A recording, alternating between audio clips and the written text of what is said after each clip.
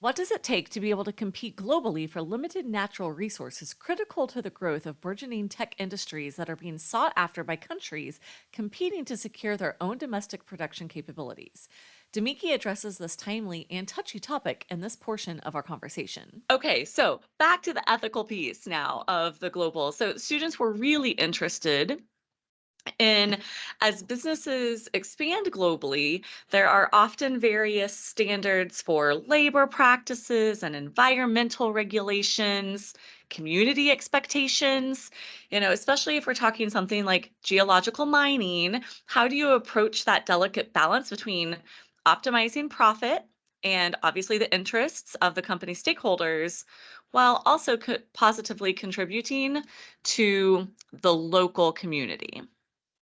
Mm. You know what? That is a loaded question. There's so many answers, and it's interesting because it all ties to revenue generation and profitability. But and it's tough when you're operating in certain environments and you're competing against other businesses from different countries of origin that don't have to play by the same rules, right? But I think you kind of have to start with your organizational ethos, right? Your organizational vision and your organizational ethics. I think those elements have to be very, very high on the list. And no matter where you go in the world, you kind of that's your Bible, so to speak. This is how we will operate. We are bound by a certain code of ethics. We're bound by a certain expectations of standards. And as we are now pursuing our endeavor, uh, that's very important to us. A lot of the prospective customers we're speaking with now, this is a value differentiator of the organization we want to build, Right. right? We want them to understand that, hey, you know exactly how any product or solution that you acquire from us, we want you to know that that product or solution was acquired in the most safe, um, responsible, and that responsibility is associated to the environment, to human capital, um, and, and as well as the approach to what we stand for as it pertains to sustainability locally and to the local region as well as to the global international region, right? Uh, those factors or those, kind of those pillars are critical. And I think that is so you don't lose yourself, right, when you go into these markets, because it's very easy to do so because we all desperately want to be successful. We want to win. And so, you kind of have what is, your home base of values.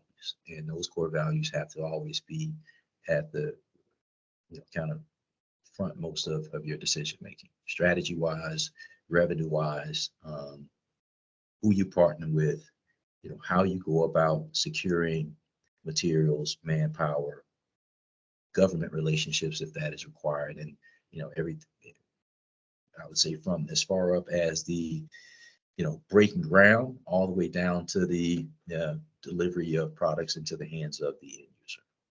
Yeah. So hopefully that answers your question. Yeah, you said some very interesting things. I was curious if having that ethical standard is a value proposition and a differentiator. And you indicated that for some of these countries, that it could be, or at least it's part of your sell. Because I am curious about you mentioned, you know, there are other countries that are also wanting access to some of these limited raw materials. There are only so many of them in so many known places. And so while you, as a US based organization looking for that, well, you also have actors from other countries, like you said, who have different standards for ethical practice, who are also going after those. Can you talk about geopolitical tensions and the role that that plays in an endeavor like this one? Yeah. And be as juicy as you can be. Well, listen, I think at the end of the day, there's quite a bit in national news and global news as it pertains to who the key players are when you start to talk about raw mineral mining and land right mining in various parts of the world, to include Africa, which would be Chinese enterprises. Um, and I think that they are held at a different standard. Um, but I think, what I would call the rest of the world, in a lot of cases, they are very, very concerned, and as well as they should be, as it pertains to what is the cost, the true cost, not the financial cost, but the true cost, as pertains to our endeavor to try and make to reduce our carbon footprint, to produce a greater sustainability regardless of the organization. And we want to make sure that in our efforts to provide a better environment for you know for our future, that we are not simultaneously tarnishing that as well, right? And so and then there's another aspect to that, where we don't, as a country, we have to ensure that we are not relying upon a potential provider of these raw materials that could at any given time decide, for whatever reason, that they don't want to play nice in the sandbox with us, right? And so we need to have our own access to said raw materials, just from a critical infrastructure and security and sustainability kind of standpoint. So I think there are a lot of factors at play. I think our government and kind of lawmaker administration, that they are all very passionate about finding ways to reduce our dependence on certain regions of the world for certain raw materials. And so, it's my personal goal, and the goal of some of my other principal partners, to find a way to support that initiative now. And regardless of, I think, where organizations are in the world, and we shouldn't paint everyone with a broad brushstroke. I think the vast majority want to see growth and development and innovation, while at the same time preservation of the environment and the overall ecosystem. And so we're looking to collaborate when it's time with individuals that have those same values. Yeah. So, can you talk a little bit about the biggest resources that are driving geopolitical competition right now, and like what resources and infrastructure are countries racing to secure? I think when we're talking about, and hopefully this answers your question, if we're talking about specifically kind of electric vehicles and anything that would support that electric vehicle infrastructure platform, or the grid as a whole, you're looking for kind of raw minerals in various capacities, geological capacities, whether it's rock formations or kind of I guess you would call it underground aquifer formations, right? But everything from lithium to cobalt, all of the minerals and magnesium that we learned about in chemistry a long, long time ago, and then we never knew we was actually going to need that information, right? I'm kicking myself for that right Right. now. The But science nerds are having their heyday now. Those who memorize oh man, the the periodic table periodic of table. elements. Oh yeah, listen. I'm looking at it now. Like, what is that again? Like, okay, but yeah. So I think those are all of it's a huge race to various land rights, mining concessions, to be able to access those type of mineral deposits. Whether they be in South America, Australia, various parts of Asia Pac, and some even right here in the U.S. Right, and trying to find ways to tap into those geological deposits responsibly, while also preserving the local ecosystem and the local environment. Yeah. So I liked what you said. So The securing things so that we aren't kind of at the mercy of somebody playing nice in the sandbox with us, because we experienced that with COVID, right? So the things that we needed to be able to deal with that were globally sourced Mm. during COVID, we saw Right. what happens when we don't have control over that supply chain. Now, what was interesting is we had producers in the US producing some of those things, but they had lost out pricing wise competition to China because, like you said, some different operating standards in terms of labor rates and some of those things. It just became there was not a competitive edge for those American companies. So it's interesting to see you and companies like yours working to secure some of those things. So that's something that is important. And I want to talk about the double-edged sword of the American desire to move away from, the internal combustion engine and Mhm. reliance on fossil fuels, and all things that go into whether it's semiconductors and the microprocessing chips and the batteries for EVs, like those things we aren't able to grow those things on trees. Like you just said, they're in rock formations, they're in aquifers underneath the ground. So can you talk about that double-edged sword and kind of just that old school principle of supply and demand? Yeah, I mean it. As we as a country continue to desire, you know, EV vehicles for personal use, for business use, right? You know, whether it's freight forwarders and operators, or even, even now, I mean, you have airline operators. Everybody has a goal to, be, to reduce their carbon footprint, right? Whether it's 20 years from now, whatever that timeline is. And so, the demand for devices that will allow for them to meet those commitments will require an abundance of raw materials, a supply chain that is tremendously robust. And so, trying to find access to those components is going to be absolutely critical. I mean, or we're going to have stagnant growth, right? And we'll start to see a lot of those commitment dates that organizations are optimistic about. We'll start to see those dates slip, and that would not be ideal. But the materials are out there. Um, it really just comes down to accessibility and brokering smart arrangements and smart partnerships to ensure that that those operators and manufacturers and processors that are producing these solutions that we're all going to need in greater abundance in the future, that they would have access to those materials responsibly. Yeah. You mentioned supply chain. I haven't really spoken with a guest podcaster yet about supply chain issues. What are And you you're not learning about to about? speak to one. You're not about to speak to one now about supply chain issues. I love it. So you're still gonna you'll be looking for that going forward. I can find you somebody if you want to talk supply chain.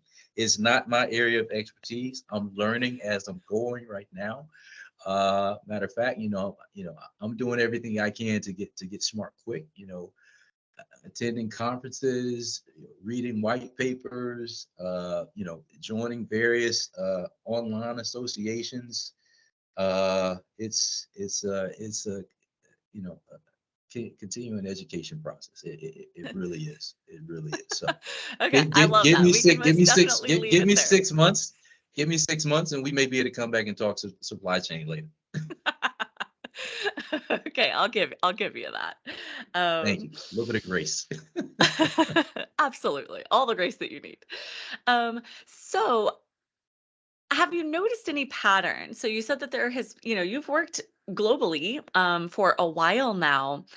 Have you seen a pattern on what kind of ethical issue you see being the most common? Um, I, I think if we're talking specific to certain industries, if we're talking, mining, it all comes down to, if we're talking to, EV mining, raw minerals or accessing those minerals, a lot of that comes down to mining practices, responsible mining, environmentally conscious, safe practices, safe working conditions, paying fair wages. Uh, you know, you know, I think those are all kind of top of the food chain, top of the list in that environment. I think that's always very, very important. And so just trying to find operators uh, that are aware of those issues and trying to find new and creative ways to counter some of those negative issues or concerns. Yeah. Just because bribery is kind of sexy, if you haven't worked in international things, you hear about bribery. Have you actually encountered bribery issues? You don't have to be specific, too specific, but we hear about that. Is that something that somebody who works in international business will actually begin to encounter? We actually, there was just a super interesting news story this week that one of our diplomatic ambassadors, his mom wound up receiving over 60,000 worth of diamonds from one of the like Saudi princes, and now he's like being indicted, and the $60,000 worth of diamonds is kind of at the center of this indictment, right? Like that's a sexy story. Has anybody ever offered you 60,000 worth of diamonds, DeMeakey? I have never been offered $60,000 worth of diamonds, and I would never take $60,000 worth of diamonds. But no, I don't think anybody, me personally, I don't think you have, or the average individual will have a direct and transparent encounter with anti-bribery or corruption to that extreme. I think you may find sometimes that there are various fees that are associated with certain transactions, finder's fees and these types of transactions that kind of make their way into proposals, or they sometimes will, you know, present themselves in some shape, form, or capacity. And that's why I say you have to be careful, because you could lose yourself very, very quick. And it always comes back to your core values, to your ethics, and to the core values of the organization, right? You kind of have to state up front. Here's what we will and will not do. And you can't sugarcoat it, and you can't put lipstick on it. It doesn't fit in how we choose to operate. And no is a very powerful word, and you have to be comfortable with, hey, just saying no. And I think as long as the executive leadership is bought in, and the executive leadership is committed to those organizational values, and the same would be for the board of directors, board of advisors, and stakeholders, then I think you will be able to operate very successfully and avoid those scenarios. And it all comes down to kind of good business operating practices, right? And that's why you have those executive board of advisors, right? And you want those advisors who are very familiar with the terrain that you're going to operate in, right? If you're going to do business in a global environment, if everybody that sits on your board is only familiar with operating in your domestic environment, then you may have some challenges with kind of being able to anticipate, you know, kind of what the conditions will be in this new endeavor. But if you can have a diverse group of advisory board members, a diverse group of senior executive leadership, and with that diversity, you won't suffer from groupthink, where so saying is that if everybody's thinking alike, nobody's thinking. So, Right. and that's what you're trying to kind of curtail, right? You need a diverse group of thought in order to prepare for those, opportunities when they present themselves. So, while you're sitting right here having this conversation with me, saying, oh, to say no, and no is a powerful word, I would have to imagine that rolls off of the tongue so much easier now than it might after there's been months to years of work and investment put into something, and you feel like you're pretty far down the path, and then something happens, and now all of a sudden it looks like a no.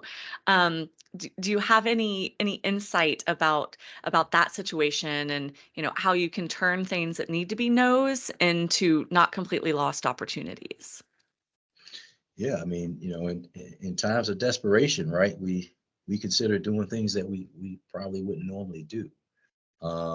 But I think you're always looking for a carrot, right? A carrot, an incentive, Right. and those incentives could come in price reductions. They can come in contractual obligations. They can come in various timelines. And I think that's really what you have to make sure that when I say that diverse group of operators, that diverse group of executives and boards of directors, you're trying to find a very creative way to solve the problem, right? I keep it's my little, I keep this in my pocket. It's like a little jade stone. On one side it says problem, on the other side it says solution. And I Hmm. take it with me everywhere I go. And it's like, because to every problem there's always a solution. You just need the creativity, the imagination, and probably a bigger group besides yourself to kind of find that solution. And Yeah. so I think, wherever you are in the world, there is a solution. There's a solution that is, that aligns with ethical operations.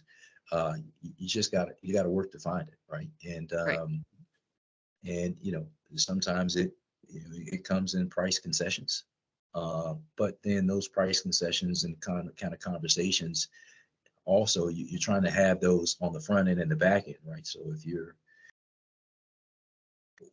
negotiating with an organization, whether it be a private sector, a government sector, or individuals, and because of your ethical requirements, it's going to cost you more money, or it's going to um, require some level of flexibility, right, to ensure that you can operate above board, then you got to have those same conversations down channel, right, with other potential individuals that are a part of kind of that kind of hub and spoke configuration, right, that you are also working with, to say, hey, because we're having to have this type of negotiation, which constitutes, or which equates to this, it may cost you this, right?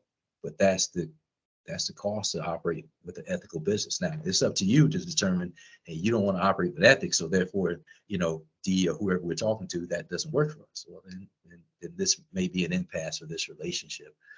But you try to have those conversations as best you can in synchronization.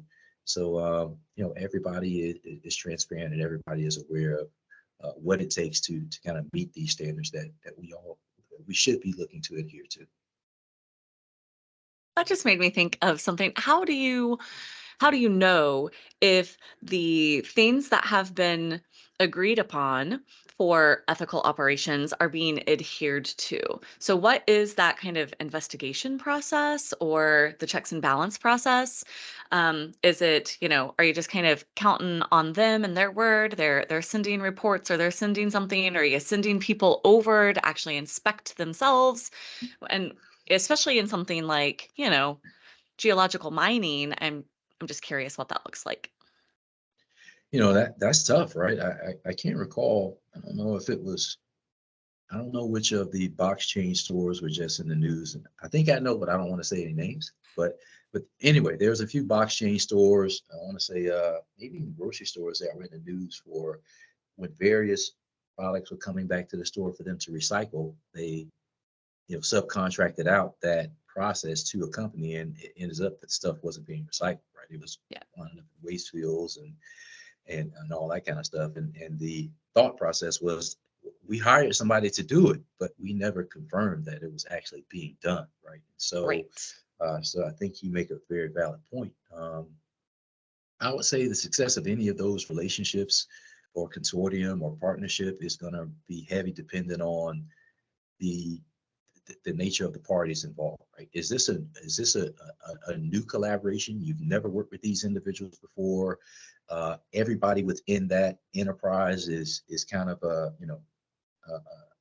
new face, right? We don't have any history together. We've never worked any deals. We've never partnered on any joint ventures.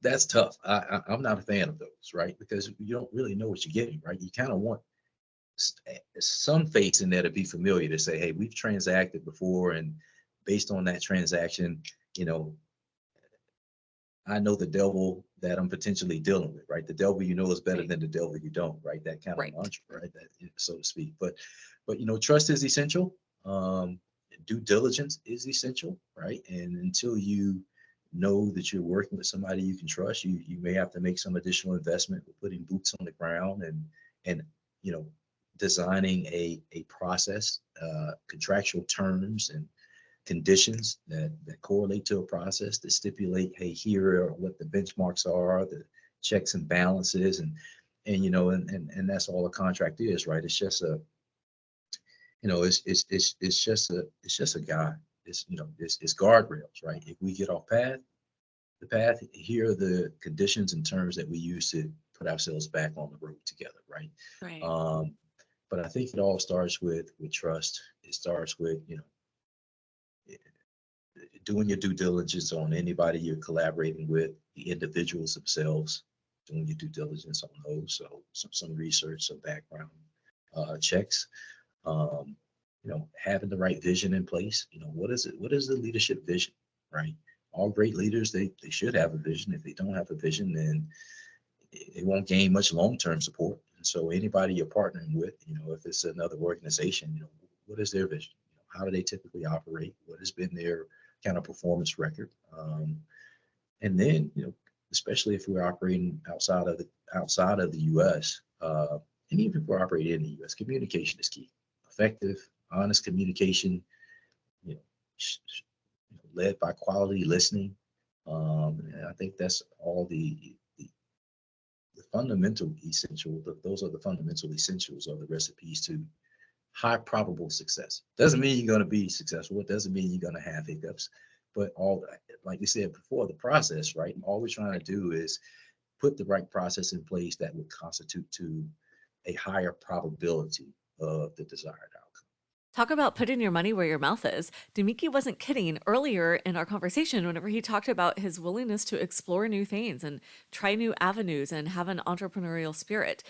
That is definitely on display as he has moved into this venture of lithium mining and trying to secure a domestic supply of the raw materials necessary to be able to grow and secure our tech industry production capabilities.